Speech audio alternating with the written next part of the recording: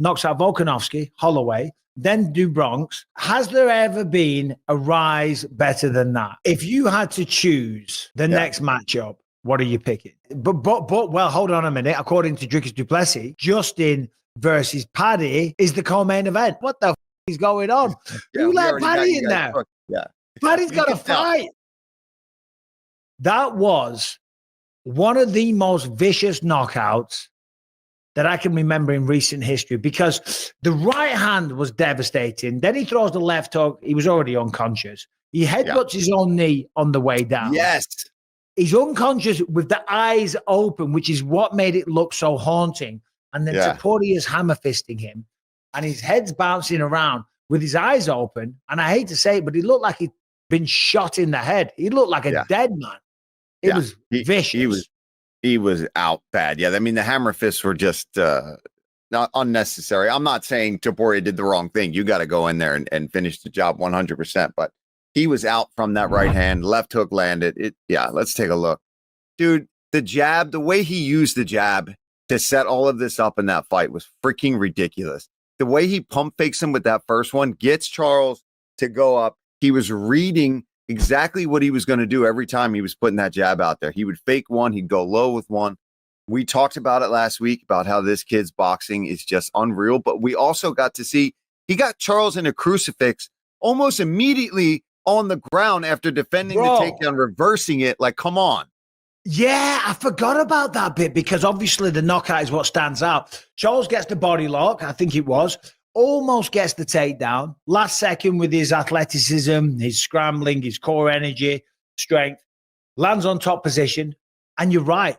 Within seconds, he's past guard. He's got Du Bronx in a goddamn crucifix. And I'm watching it with Callum going, oh my God, he's got him in a crucifix. What the hell? Yeah. And that's why I think everyone is finally getting on board and saying that this kid has the potential. I won't say it yet, because let's give him a little more time. He's still only 28 years old. But I mean, I'm seeing people already write on social media, like this kid could be the next John Jones, the next GOAT, the next best thing to come into MMA. If he keeps beating these absolute legends the way he's doing, dude, and he's only hunting more. He wasn't even supposed to talk about it, but he's chasing Islam. That's what he wants next, to just put another scalp on his trophy wall. And he hasn't even shown all the wrestling yet. He hasn't even shown the submission skills. So, well, we'll get to what's next in just a little bit, but let's just continue talking about that fight a little bit, because you're right. The jab, he jabs to the body, then he jabs him hard in the head, and then he backs up as well, which makes Oliveira go after him. So then when he throws that right hand, it's two forces combining. An unstoppable force meets the immovable object, or whatever that stupid saying is. It was just beautiful. It was absolutely fantastic. And now he's the pound for pound number one. In the rankings. How do you feel about that? I'm okay with it.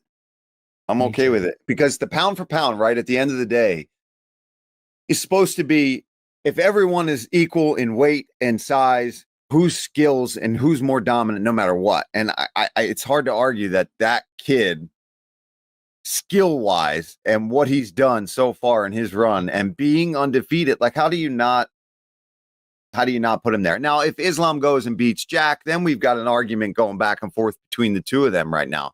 But I think based on just what he performed and where we're at today, I have no problem with him being number one. I do think Pantoja should be kicked up a bit higher. I think he's kind of getting left out of maybe just because it's the flyweights and it's the smaller guys. Sometimes we just don't put as much value on that. But man, he just went and dusted another. He's just ticking them off and cleaning an entire division out. If he keeps doing what he's doing, I mean, he's going to be the best flyweight ever. Yeah. Well, if on Topuria, it ain't John Jones at number one. We know that these days. He's walked away from the sport, so he's out. I sat down and had a couple of drinks with Tom Aspinall Saturday night. We'll talk about that in a bit, about what he wants next and how he feels about everything. But regarding Islam, Islam, phenomenal, of course, but he did get knocked out against Adriano Martins. So that kind of hurts it a touch. He beat Volkanovski twice, but that was someone from 145 going up.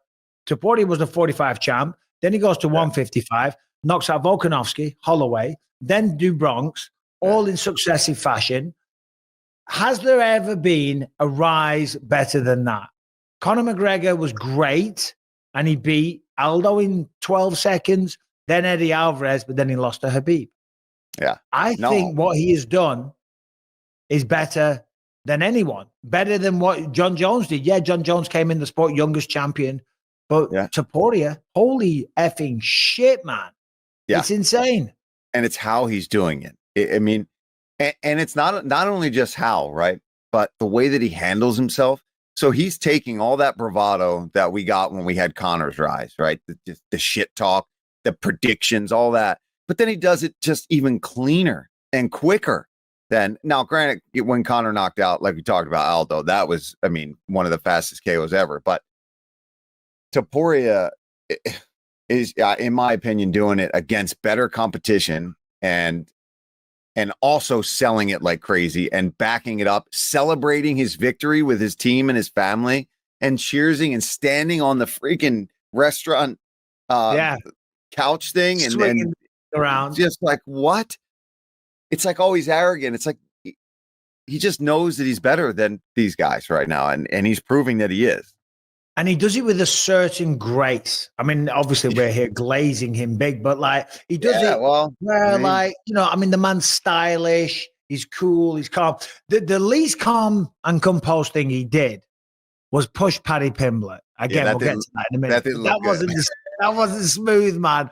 He was trying to hold the belt. So he's like, it was the worst like, push ever. The belt fell off. You know, for a moment, he looked human, you know. Yeah, he did. We need that. Yeah. We need Ilia to have a little bit of humanity out there. My God, we need something to dish you on, Topuria, because otherwise we're just going to sit here, you know, love sacking the shit out of him. I finished you. T-Rex arms. Yeah, no, it wasn't good. It wasn't good. All right, well, let's get into that. So afterwards, he calls Arman a bitch, I think. He calls Paddy a blonde bitch.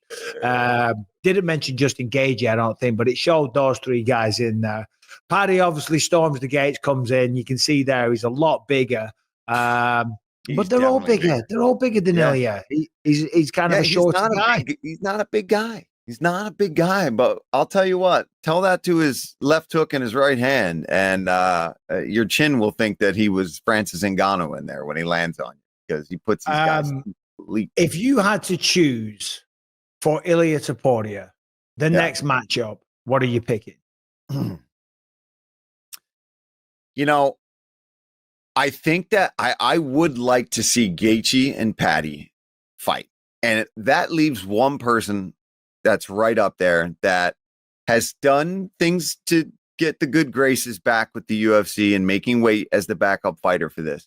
I say, if you want to get Ilia back in there sooner than later and have another title defense, let him go fight Arman Sarukian, let Justin and Paddy fight for who's next, and then they fight. But I mean, in an ideal world for the company and for pay-per-view buys and all that, you slide Paddy in there. But I wouldn't mind seeing Topuria, now that he's such a star, I don't think it even matters who you like. He's getting to the point now with that performance and the performances in his last three fights where he doesn't need somebody like Paddy to necessarily get a ton of buys. I think it would do insane numbers because of the both of them together. But I think he should fight again before he gets the title shot. I think that's justified.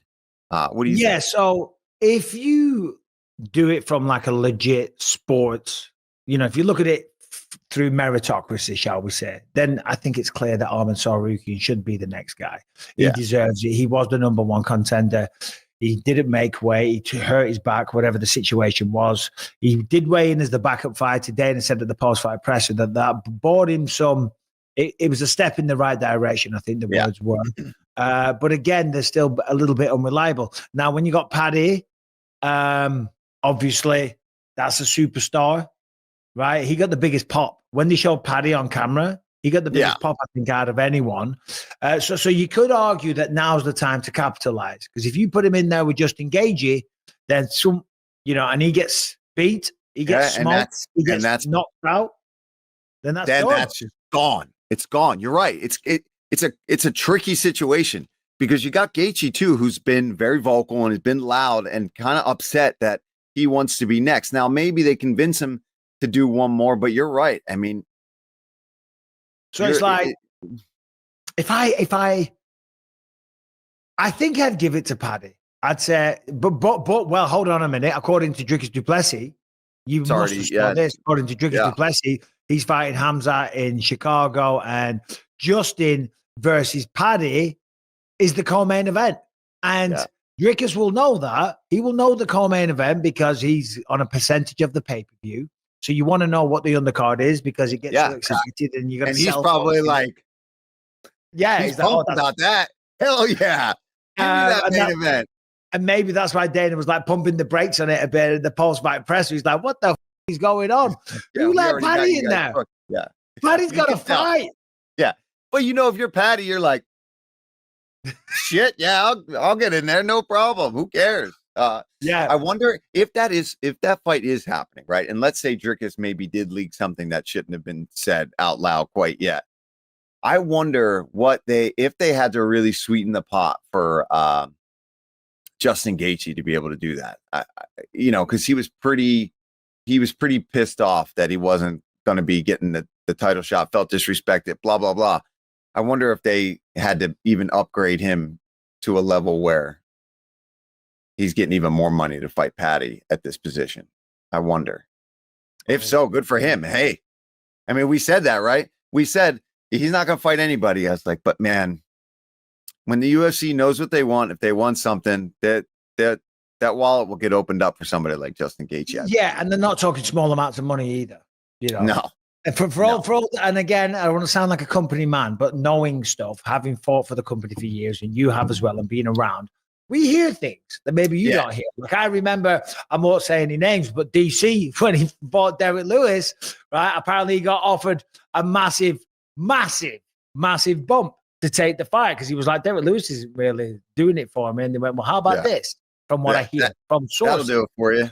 He's like, oh, okay, I'll take it. I'll choke him out quickly. Yeah. I mean, it would have worked. It would have worked for me. It would have worked for me. Oh, yeah, the only person we want you to fight is Islam. It's not doing it for me. Well, here's this. Hey, guess what? I do think Topuria has, I think if we're going to see a 3-weight division champion, I think it's going to be Topuria. If Islam can beat Jack, it's a big if. It's a big if. Big if. But, I mean, Islam is a lightweight moving up, right? It kind of almost works out absolutely perfectly for Ilia if he beats Jack, which, again, super hard fight. Who knows who's going to win that fight? But if Islam does, you're right. It's kind of like he's not that. Ilia's not going to be the biggest 55 no matter what. So if to move to 70 is a massive jump for him. But if it's Islam, who even just said openly, he's not purposely gaining a ton of weight right now in order to fight for that belt. He's a pretty big guy anyway. He's probably going to only put on 5 or 6 extra pounds from where he maybe would be. Maybe he's closer to 195, 200 pounds, maybe. But can you imagine Islam getting more than 200 pounds? I don't see that. I don't think so. Maybe fat, you know what I mean? But not working out every day and wrestling the way he's going to wrestle. He's probably going to walking around solidly at like 195 pounds. Ilia probably walking around about what, $180, $185 now? I mean, dude, I think we underestimate. I know he's really short. That dude must be dense as shit. Do you know what I mean? Oh, yeah. He's dense. All right. Today's episode is brought to you by True Classic. At True Classic, the mission goes beyond fit and fabric. It's about helping you guys show up with confidence and purpose. The gear fits right. It feels amazing. And it's priced so guys everywhere can step into confidence without stepping out of their budget. But what really sets them apart, it's not just the fit or the fabric. It's the intention behind everything they do. True Classic was built to make an impact, whether it's helping men show up better in their daily lives, giving back to undeserved communities, or making people laugh with ads that don't take themselves too seriously. They lead with purpose. I've been wearing True Classic for a while now. You can feel the difference the moment you throw it on. Tailored where you want it, relaxed where you need it, no bunching, no stiff fabric, no BS, just a clean, effortless fit that actually works for real life. Forget overpriced designer brands. Ditch the disposable fast fashion. True Classic is built for comfort, built to last, and built to give back. You can grab them at Target, Costco, or head to trueclassic.com/believe and get hooked up today.